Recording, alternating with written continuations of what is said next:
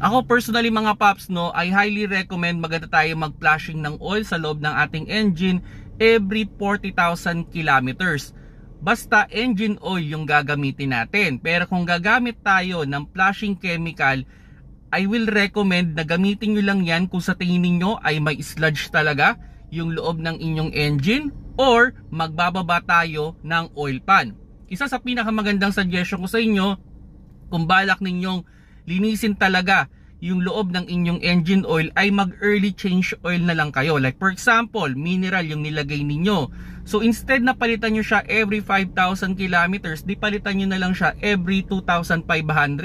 So ibig sabihin, sa loob ng 5,000 kilometers, nakadalawang change oil ka, at yun, mas siguradong malinis ang loob ng inyong engine. Basta walang problema yung makina.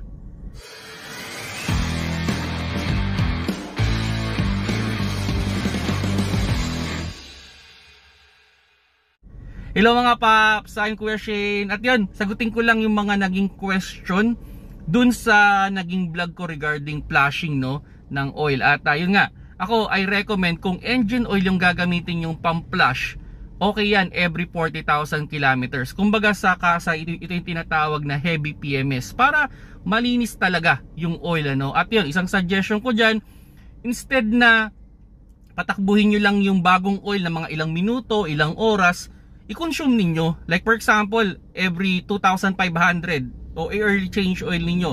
In 2,500, drain. Then, lagay ng bago. After 2,500, drain. Yun, mas okay yun. Hindi pa sayang yung oil, ano? At yun, yung question nga, at actually may isang comment doon na sabi, instead na gumamit ng murang oil na pang flash, gumamit din ng fully synthetic. Kung fully synthetic, pwede naman kung marami kayong pera, no? Walang problema doon. Goods na goods yun. Pero, kung sakali naman, syempre, medyo tipid mode din tayo, okay naman na gumamit tayo ng mineral lang as pang flashing natin. Then afterward, pag okay na, lagay natin yung mas mahal na oil. So yan lang naman suggestion ko sa inyo, no? Kasi sayang nga naman yung oil, 'di ba? Kung hindi nyo rin naman i-consume, na itatapon nyo lang din o idadalhin nyo rin dun sa mga facilities yung oil, no, na pinalash ninyo. So sayang naman yun, 'di ba? Parang hindi pa masyado talaga madumi yun, malinis na malinis pa yun halos. Pero ako, yun nga, suggestion ko sa inyo, instead na paandarin nyo lang siya ng ilang minuto, paandarin nyo talaga siya. Sabihin natin, i-consume nyo talaga kahit yung half nung oil na yun, ano. At yun, ano daw ba yung problema nung mga flashing chemical? Ang pinaka problema kasi dyan, normally ang ginagawa niyan ay tinutunaw niya yung mga sludge. So yun naman yung pinaka-trabaho niyan, tutunawin niya yung sludge.